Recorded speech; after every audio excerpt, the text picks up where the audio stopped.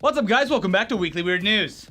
This week, the world of professional sports was rocked to its core by its biggest insider gambling scandal since Pete Rose was found to have been betting on his own team's baseball games while a player and manager for the Cincinnati Reds in the 1980s. Fans of professional football, with the foot, Soccer. in the United Kingdom, they know where we're going with this, but for the rest of y'all, we're talking about Wayne Shaw, who in the past week has become the new face of corruption in sports. And it involves pies, or rather, pasties. Pasties. Whatever. If you're confused right now, don't worry, we were too. Luckily though, I asked for help on this topic on Twitter and received a ton of very helpful responses from our UK fan base that I assume are all correct. So let's just start out at the beginning. Yeah. The Football Association Challenge Cup, aka the FA Cup, is the oldest association football tournament in the world, dating all the way back to 1871. It's an annual knockout-style tournament that's unique because it's open to pretty much any team in England, from the Premier League all the way down to the local non-league semi-pros, which means over 700 teams compete and the tournament lasts from August to May. It's a big tournament. It also means that small, low-level teams can end up playing against big, well-known Premier League and EFL teams through the luck of the draw.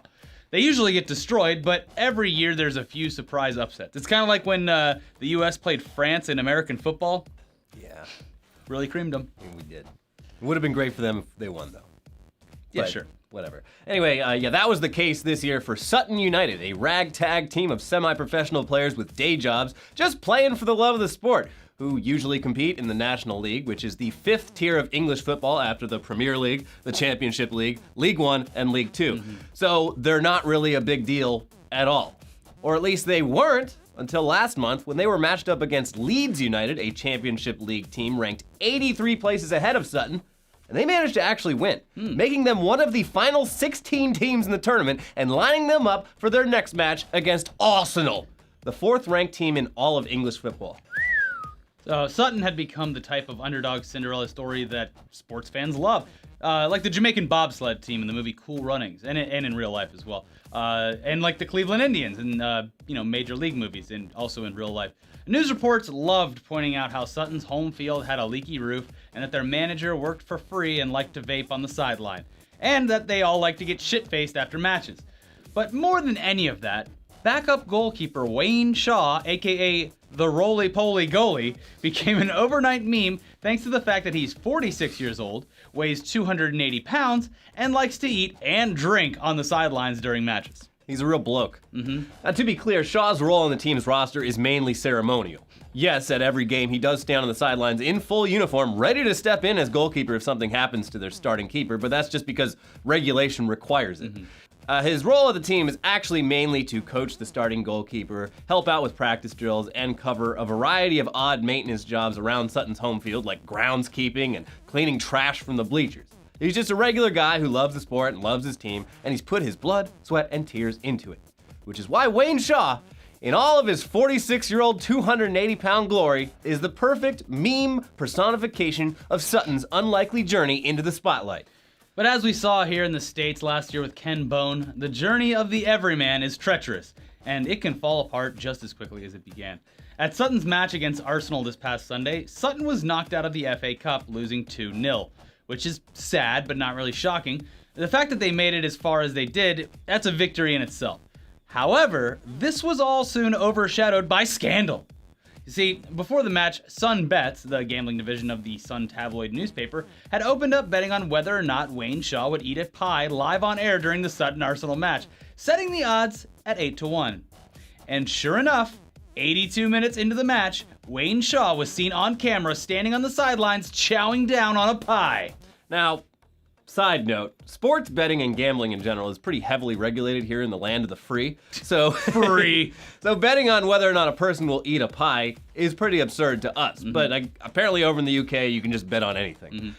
So there was betting on whether or not Shaw would eat a pie during the game. He did eat the pie, and whoever had bet that he would ended up getting paid out 8-1, which is pretty lucrative. But it raises the question, did Wayne Shaw eat the pie specifically because of the betting odds?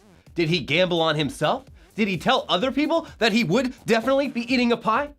This is what's known in sports betting as spot fixing, and it is a big no-no.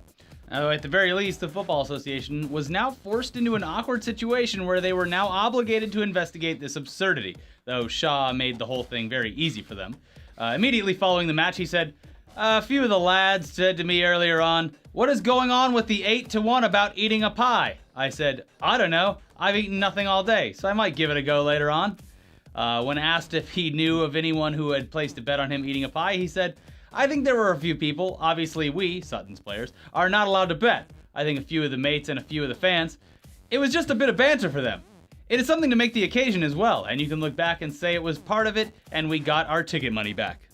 Open and shut case. Christ, Hoisted Wayne, by his own petard. Wayne, you poor, silly oaf. You just openly admitted to violating Football Association rules. Seemingly realizing the gravity of the situation, Shaw soon took to Twitter to clarify that what he ate was not in fact a pie.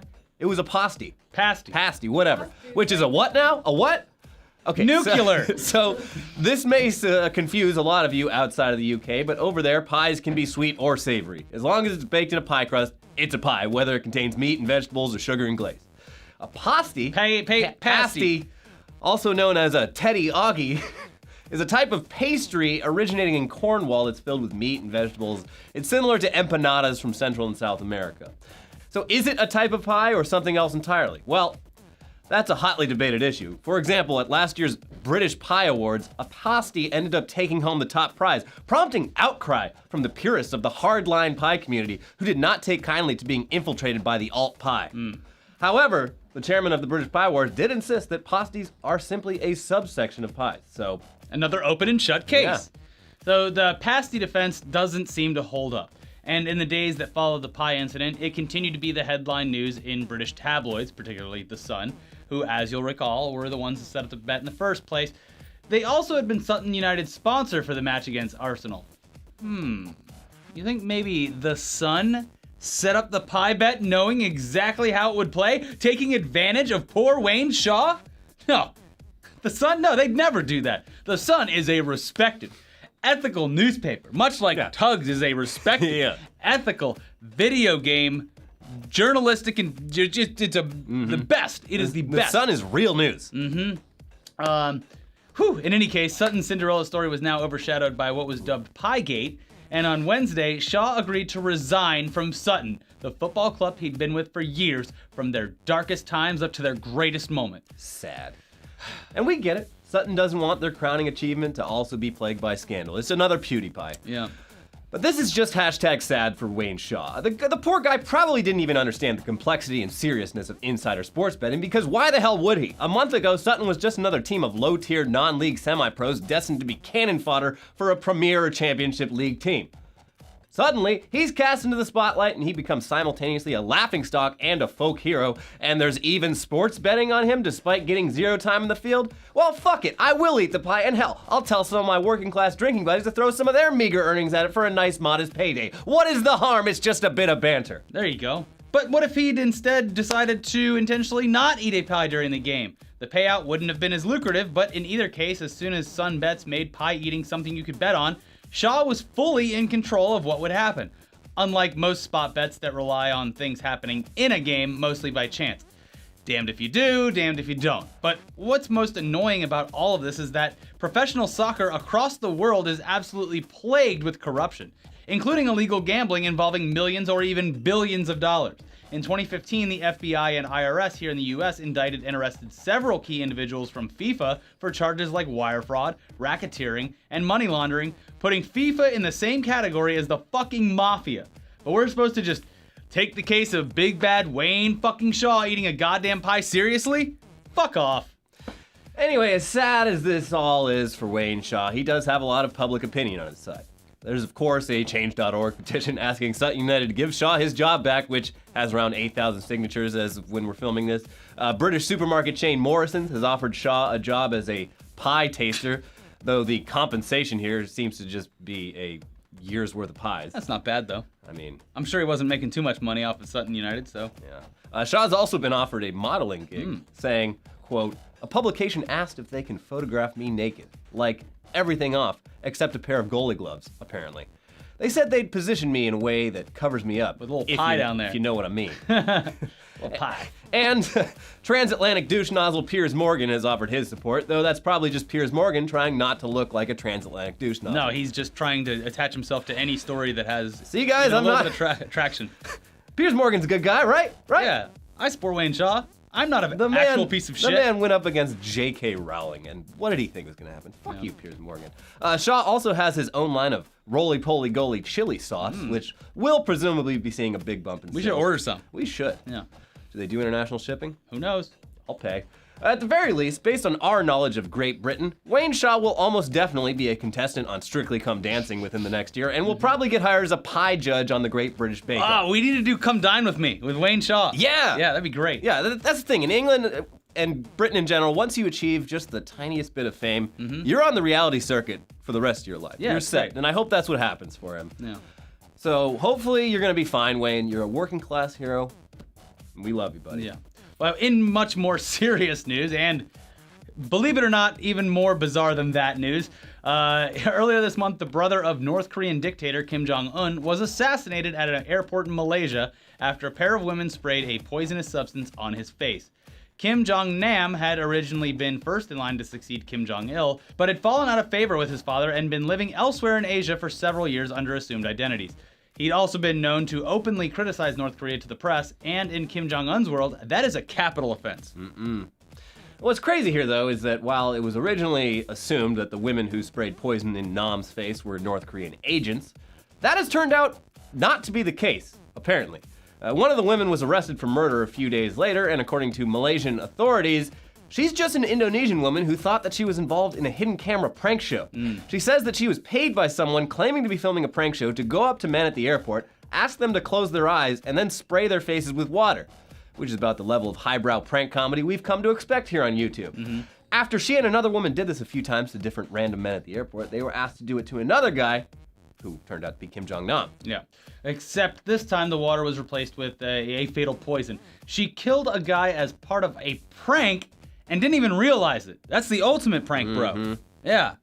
I don't know how FouseyTube's gonna top this. It's an assassination, bro. Yeah. At least that's the story anyway. The other female suspect was up to a lot of suspicious shit leading up to the assassination, like changing hotel rooms multiple times and cutting her hair. So maybe the whole it's a prank narrative is just a cover story. Regardless, YouTube hidden camera prank culture has now become a part of international espionage, which should be reason enough to cut that shit out. Fucking stop it. Stop it. Also, she was wearing a shirt that said LOL on it. Yeah. Yeah. Yeah. Living out loud. It's all very weird. Yeah. Anyway, instead of shitty prank videos, we would much rather watch stuff like this. Sports car drifting in the middle of Iraqi war zones. Recently, BuzzFeed reporter Mike Giglio captured video of a drifting event in Mosul, a city that has been under ISIS control since 2014, but has recently begun to be liberated. In one liberated but totally bombed out area of the city, the Iraqi Special Forces provided protection to a Middle Eastern drift crew called Riot Gear, who tore the streets up with armored Humvees following close behind. That is until the ISIS bombs got a little too close and they decided to call it a day. Better safe than sorry. Over on Riot Gear's channel, they've got more videos of this bizarre juxtaposition, including a video of a crew of guys with nice modded out cars driving around during last summer's Arafat holiday, showing off their vehicles to little refugee kids who probably haven't had the funnest childhood. Seeing shit like this is always nice because the image of the war-torn parts of the Middle East that we usually see is always either terrorists or sad people desperately trying to escape them.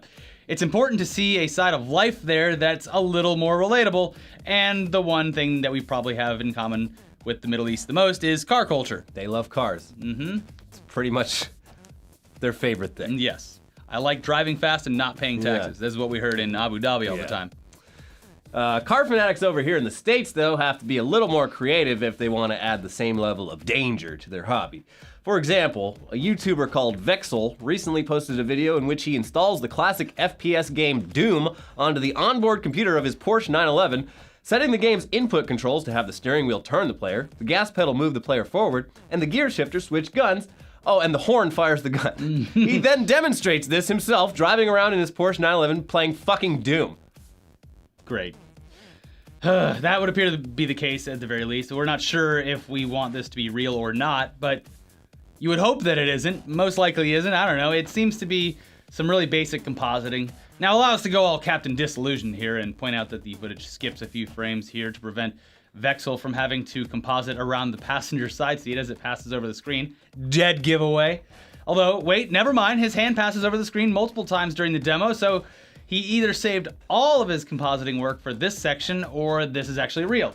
You can install Doom on damn near anything, from iPods to smartwatches to the touch bar on a new MacBook Pro to a goddamn toaster probably, so who the hell knows? Yeah, I just don't want to be anywhere near this guy when he's doing it. I mean, he didn't crash, but... Give him a big old parking lot out in the middle of nowhere and have him go nuts with it. Yeah, do that. Anyway, before we get into the headlines, just a quick word from this week's sponsor, Blue Apron, who we're very happy to have supporting the show with this paid promotion. Blue Apron ships you a weekly box filled with all the fresh, locally sourced ingredients that you'll need to make 3 truly delicious meals at home. We use it. It's made both of us go from knowing nothing about cooking to actually really enjoying the whole process. Some of the Blue Apron meals available in February include cashew chicken stir fry with tango mandarins and jasmine rice, udon noodle soup with miso and soft-boiled eggs, roasted pork with apple, walnut, and farro salad, and crispy barramundi with quinoa and roasted carrot salad. Blue Apron's recipes are always super eclectic, and they'll have you cooking stuff you never thought you could, or never knew existed. And there's so much variety that you will never get the same recipe twice in an entire year. Wow. For you, our viewers, Blue Apron is offering your first 3 meals for free with free shipping if you go to blueapron.com/weekly. Head over there and check out this week's menu. You're gonna love how good it feels and tastes to create incredible home-cooked meals with Blue Apron. So don't wait. Again, that's blueapron.com/weekly. Blue Apron, a better way to cook. Now, on to the best weird headlines from this past week, starting with... Iceland's president says he would ban pineapple pizza. And we've gotten into a discussion since then about this, and it seems to be a pretty divisive topic. That's the thing. So the whole reason this came up was he was visiting a high school in some remote part of Iceland, and it did like the Q&A section. One of the students was like, excuse me, Mr. President, what do you think of pineapple pizza? And he's like, I hate it. We should ban it. And then now it's international news. It got published in the news. And this kid was probably just some fucking chanter who's like... Well, that's what we were seeing on the live stream. We were saying how this is just the same fucking Reddit bullshit question as the 20 horse-sized ducks or whatever. Yeah. Hey, here's something hypothetical that you should take serious. Anyway, he went on Facebook later and he assured everyone, he's like, first of all, I don't have the power to ban pineapple I'm not pizza. gonna ban it, no. And secondly, I do like pineapple, I just don't want it on pizza. And then he's like, but if you're gonna eat pizza, you should eat pizza with fish. Because that's their national product. Yeah. That's all we got. Yeah. Or eat it with puffin on it. Although they're adorable. So I don't know. Do they eat puffin? Yeah, it's good. Really? I feel bad. You should. They're adorable. Have you ever seen them land? Yeah, Watch a video of them trying to land. Anyways. Military helicopter pilot ridiculed after casually landing on a freeway to ask for directions. Where did this happen? Kazakhstan. Okay. I was like, I think I would have heard about this if it was in America. It's a pretty big deal. No, just Kazakhstan not doing themselves any favors. No. Yeah. Well, apparently it was a military, it's really snowy there right now. It was a military drill where the helicopter pilots, their task was to get from point A to point B without the use of navigation. Yeah, okay. Just like relying on sight and stuff like that. And so one of the guys, he wasn't breaking any rules. He landed and was like, hey, which direction? It's like a weird fucking Boy Scouts contest. Yeah, it is. With like, here you go, here's your map. Expensive military equipment. Whatever. Gotta waste time somehow. Woman arrested for prostitution after offering undercover cop oral sex for Taco Bell. Well, they're discontinuing that taco that has a fried chicken for a shell, so you gotta get it while it lasts. I never had a chance. I think they still have it as of today. We should go get one. Yeah. Now, this woman, she was willing to suck a dick for literally $2 worth of soft tacos. Which, I don't, at that point, is that really a crime? Like, I feel like if you're that desperate, is that what you're saying? Yeah, like, just take the tacos. She wasn't. It's if not like someone does that, just be like, I'll just get you the fucking tacos. Yeah. You don't have to suck my dick for it. Yeah. Just here, take. You're under arrest for prostitution. No, if you like, the cop should have been like, listen, just fucking take the goddamn tacos. Yeah. Just here, just have them. She wasn't in this to get rich. Yeah. She wanted to eat. Yeah. Sad. Anyway. Hashtag sad. That's sad. Martial Arts Academy posts how-to video for defending against Trump handshake. Yeah, but it's not as good as that robot. The one that jerks him back. Strong hands. Yeah. The video is great though, because this guy, it's a channel for a dojo. They do like, they ask people submit questions and they do demos for it. And like they didn't have like a political reason behind it. They're just like, well, a lot of people are asking about this Donald Trump handshake, so we decided to watch the videos. And if someone tries this to you, this is how they do the demo, and they're like, by the way, Secret Service, I'm not saying I would do this if I shook President Trump's hand. Get him, boys! And he gets tackled. It was very cute and innocent. Yeah. I'm sure the guy is being called a cuck constantly. Yeah. Front of his dojo says cuck all over it. Sad. Hashtag sad. Yeah. Ryanair asks wheelchair user to walk upstairs. Leaves her crying at the gate. So it just left? The flight just fucking left? Yeah. She got left behind. Ryanair is so scummy. Yeah. And the $50 will carry you up the stairs. The funniest thing about this is, so the wheelchair-bound woman, she was part of this thing where the country of Ireland, they have a Twitter account that's just at Ireland, and every week they hand over the account to a new user, just a random person in Ireland, and the wheelchair woman, this was her week on the Ireland account, so she's tweeting at like Ryanair? thousands and thousands of people about this thing happening in real time. And I think, like, as of the time the article was written, Ryanair still hadn't apologized. They're the scum of the fucking earth. Right, it would cost too much to apologize. Yeah, no, like, they're flying on very thin margins. $50 for apologies, please. Yeah, this is the same company that was looking into having standing-only flights before, like, every flight agency in the world was just like, no! That's really unsafe. No, you can't do that, sorry. They charge you to fucking go to the bathroom. Do they? Yeah. What? Yeah, you gotta put money into the fucking bathroom door, I think. And all the seats are just covered in like ads. Ads. It's like a NASCAR on every seat. I flew on Air Asia when I went to from around in Southeast Asia there, and there's ads all over the fucking place. That's how. I mean, like, if you want to fly for $30 from fucking Dublin to like Paris or whatever, like. That's the thing is, if it's a short flight, you can put up with some bullshit. Right. Yeah. Yeah. So. There's a market for it, I guess, just not for the cripples. No. They're gonna have to fly on a regular airline. Sorry. Chris Christie says Trump made him order the meatloaf at Meal Together. But then he also like wrote the next day because it got like all over the news. He was like, "I love meatloaf. I would have gotten it anyway. It's delicious." Yeah, he told this to like a radio show he was on, and the host was like, "That sounds really emasculating and demeaning." He's like, "No, it wasn't. No. Turns out the meatloaf was really good." Yeah, he was just he was demanding it because it was just so good. Yeah, Chris Christie is such a just. He's a couple meatloafs away from having one of his heart valves just explode, so. Yeah, I mean, I think he said that if he got, like, the nomination, he would, like... I'm gonna get the lap band lose if I 100 pounds, like, yeah. Yeah. It's just so funny. He's like, I'm gonna get the salad.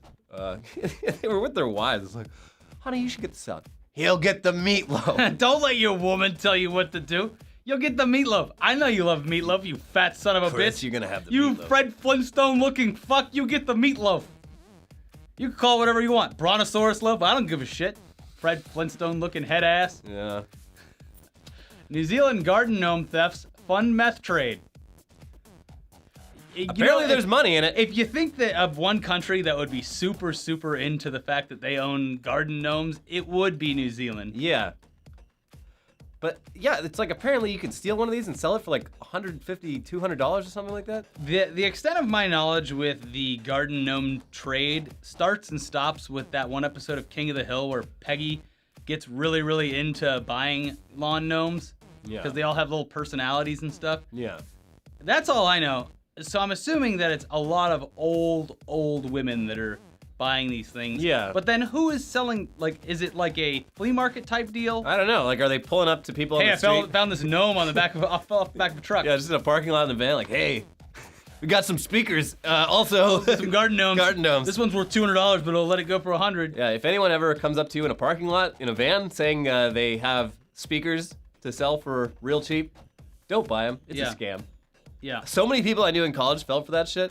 Yeah, they're either A, stolen, or B, completely Yeah, they just don't useless. work. Yeah, they don't have electronics in Yeah, it. they're just woofers with no, like, wires connected to them. Stupid. Yeah. Cannibalism. It's perfectly natural, a new scientific history argues. It's the Santa Clarita diet. Ah. Marketing. Yeah. Hail corporate. Yeah. No. This guy actually wrote a book about Oh, he wrote a book? Yeah. A lot of fucking idiots write books, Elliot. No, he's just like, cannibalism is perfectly natural in that every species does it at a certain point. But a big revelation in this was apparently like rich people in in England in like the 18 or 1700s, they were like buying body parts of dead people to eat for like medicine. Yeah, right. Yeah. Like everyone eats tiger dick to get hard on. It's kind of like that. Yeah, we were doing the same thing. Well, not we. You were. You were, Callum. We can see you through Nigel. the fucking screen. Musician accused of getting onstage enema during cancer benefit.